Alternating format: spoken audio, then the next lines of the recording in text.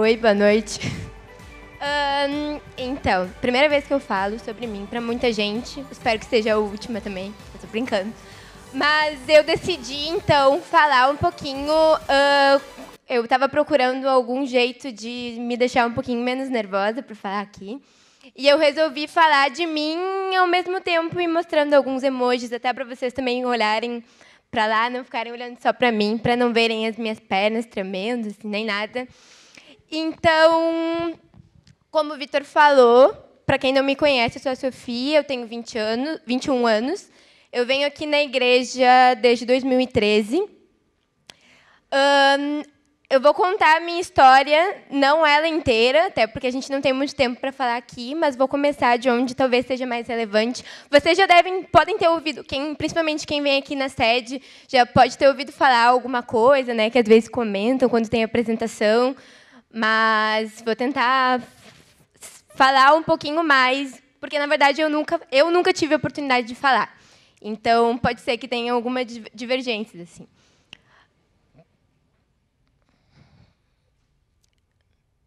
Ah, tá.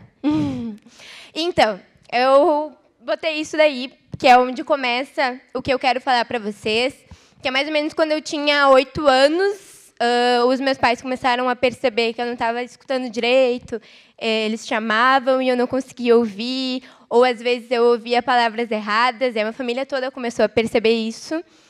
E aí eles resolveram me levar numa fono, e aí, constatar a fono disse, então, que eu tinha perdido a minha audição de uma forma significante e não tinha explicação médica ou genética. Eu nunca tive nenhuma infecção que pudesse causar isso. Isso simplesmente aconteceu de uma hora para outra. Então, o pessoal lá da fono recomendou que eu tivesse que colocar aparelho auditivo, porque eu realmente estava me complicando minha vida em sociedade, o fato de eu não conseguir escutar direito, e que a minha vida teria que ter algumas pequenas adaptações de quem usa aparelho auditivo, né? Eu vou falar um pouquinho mais sobre isso. E aqui eu botei as duas reações do meu pai e da minha mãe, respectivamente. O meu pai, o cara de óculos, né? Porque quando falaram que eu ia ter que usar aparelho e tudo mais, ele, de boa, sempre disse que vai dar tudo certo, a gente vai conseguir. E a minha mãe é apavorada, dizendo que como é que a gente vai fazer, e porque é uma questão também financeira, né? E tem muitas coisas que a gente vai ter que ir adaptando assim na vida. E eu, então, tive uma reação, fiquei meio... Como eu estava entrando na adolescência, eu estava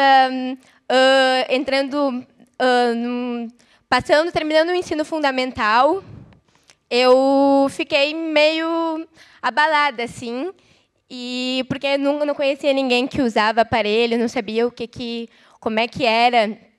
E eu fui já avisada antes que era diferente a gente escutar o som com o aparelho, porque fica um modo mais artificial, assim, parece. A gente tem que se adaptar a todos os sons de novo, porque o que a gente escuta com som natural não é a mesma coisa que a gente escuta quando a gente está com o aparelho, porque parece que a gente está numa eterna sala com justamente alguém falando no microfone, fica tudo bem robótico, artificial, que a gente se acostuma com o tempo. Hoje eu nem lembro o que é escutar o som normal que vocês escutam, mas até a gente se adaptar a isso é um processo meio difícil, assim. A gente vai ter que ir reconhecendo cada som de novo, o que é aquele tipo de som. E pode passar. Então, quando eu me adaptei com o aparelho, comecei a ter algumas mudanças que as pessoas, na verdade, que estavam à minha volta, tiveram que se adaptar a mim. Por exemplo, eu ainda faço muita leitura labial. Então, se alguém está falando comigo de costas, eu provavelmente não vou ouvir. O áudio no WhatsApp, que para algumas pessoas foi uma solução maravilhosa, porque a gente tem preguiça de escrever.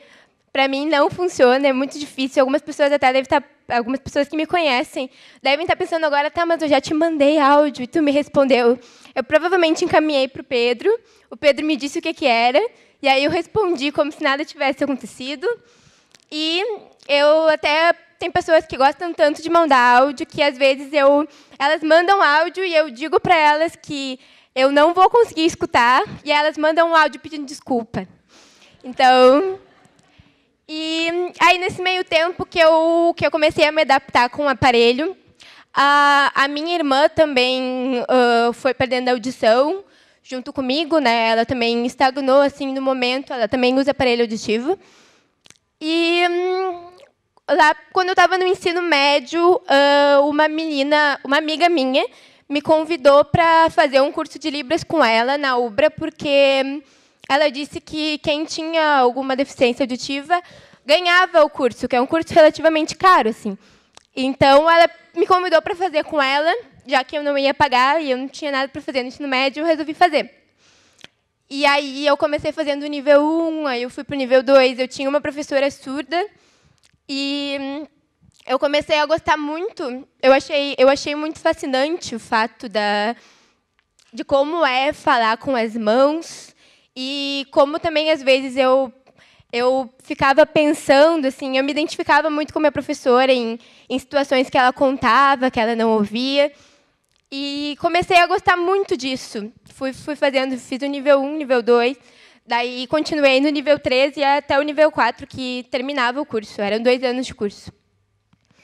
E aí, no final, quando eu terminei o curso de Libras, eu estava no ensino médio ainda, e umas semanas depois, eu recebi uma mensagem da Leide, que é a mulher do Fábio, que eles eram os pastores lá de Sertão, e ela tinha me dito que 2 mulheres surdas estavam começando a ir na igreja e não tinha ninguém para se comunicar lá com elas. E, como vocês sabem, o Sertão Santana é uma cidade bem pequena, então é meio que todo mundo conhece todo mundo se cumprimenta.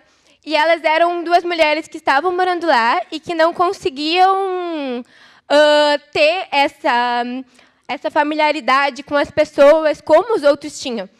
E elas começaram a ir na igreja. E eles perceberam que ninguém conseguia falar com elas. E aí eu comecei a ir lá para Sertão todo mês para a gente fazer uma oficina de Libras, para ir começando a ensinar o pessoal a como se comunicar com elas. E foi muito legal, bastante gente fez. E aí, daí, umas pessoas daqui da sede começaram a perguntar por que a gente não tinha aqui também, porque elas achavam interessante aprender, e a gente resolveu abrir aqui também. Aí, o primeiro nível que teve aqui na sede foi em 2016, com a Leide, e aí foi super legal, teve bastante gente participando. Depois a Leide foi embora e eu continuei, abri outra turma. O pessoal de antes continuou também comigo, eu abri outra turma. E aí, no ano passado, a gente recebeu a notícia de que estava vindo um casal venezuelano de surdos aqui na igreja. E a gente ficou bem entusiasmado, assim, porque tinha bastante gente já fazendo a oficina de Libras e a gente pedia para Deus que a gente queria usar isso de alguma forma. E eles vieram parar aqui. E para você ter uma noção, eles ficaram vindo aqui na igreja por 1 mês e ninguém percebeu. E eles vieram nesse lugar onde eles não conseguiam se comunicar com ninguém, onde eles olhavam para o lado e estava acontecendo alguma coisa que eles não estavam entendendo e ninguém percebia isso e eles não podiam pedir ajuda para ninguém. Então, eles ficaram vindo por 1 mês até depois alguém perceber que eles eram surdos e que eles estavam aqui para a gente começar a fazer um trabalho com eles. Então, depois disso, eu comecei a refletir muito sobre o quanto aqui na igreja a gente fala sobre levar o evangelho a países, lugares onde ele não é alcançado, onde as pessoas não têm acesso à Bíblia, ao evangelho, e realmente é muito importante ir para esses lugares onde é perigoso ser cristão e a gente precisa levar isso também. Mas que a gente também possa refletir se aqui dentro da igreja o nosso evangelho ele tem sido acessível a todo mundo. Se aqui dentro, qualquer pessoa que entrar aqui dentro da igreja vai poder se sentir acolhida por nós, e se nós vamos saber nos comunicar, e eu não digo só agora só se comunicar em Libras com pessoas surdas, mas se vier uma pessoa com algum tipo de deficiência, se vier pessoas com crianças com autismo, será que a gente está preparado para isso? Será que os professores eles estão preparados para lidar com qualquer tipo de pessoa que vem aqui, para que a gente possa mostrar de verdade, para que o que a gente prega aqui seja alcançado a todas as pessoas, todas as raças, independente de quem seja. Eu comecei a refletir sobre isso, porque eu fiquei pensando sobre quem Jesus foi e o quanto ele fazia o possível para incluir a todos e o quanto ele andava com pessoas excluídas e pessoas que, às vezes, a gente acha muito difícil de conviver, porque a gente tem que sair da nossa zona de conforto e, talvez, aprender coisas novas, ou a gente tem que dar uma atenção especial. Eu tenho gente aqui, onde é que está o Davi? Davi está aqui. O Davi é uma pessoa que está comigo faz tempo na oficina de Libras. E, se vocês foram ver, em dois domingos por mês, ele está aqui na ponta fazendo o curso em Libras.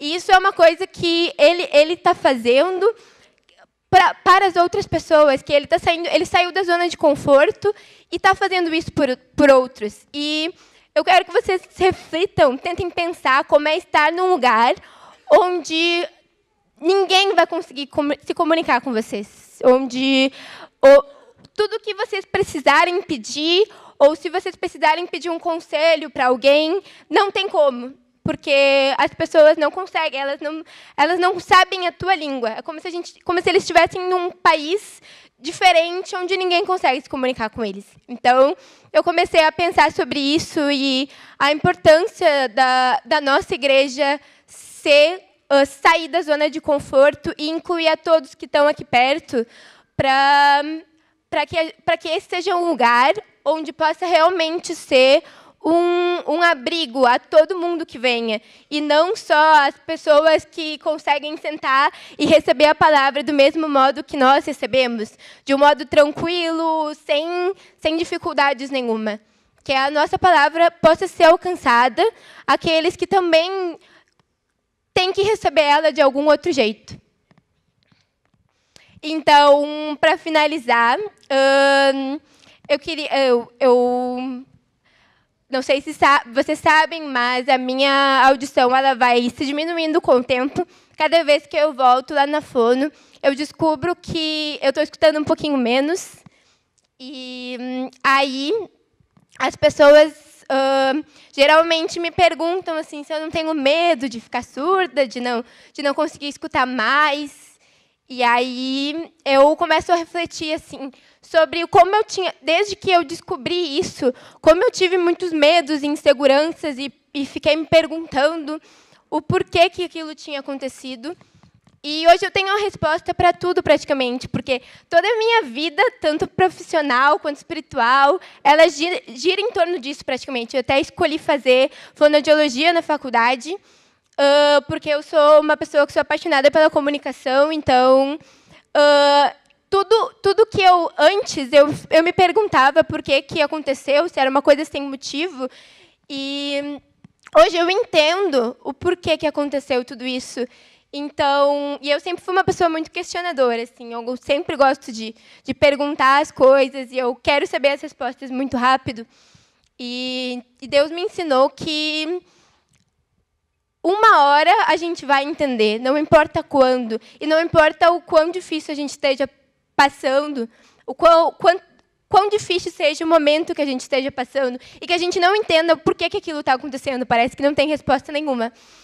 Mas depois a gente vai entender, porque o que Deus faz é perfeito, é clichê, mas é perfeito, ele não falha. Então, eu não tenho medo. Quando as pessoas me perguntam, assim, eu fico tão tranquila de um jeito que eu nunca tinha pensado em falar sobre isso com uma tranquilidade, porque é ter a certeza de que, independente do que aconteça, vai acontecer por algum motivo.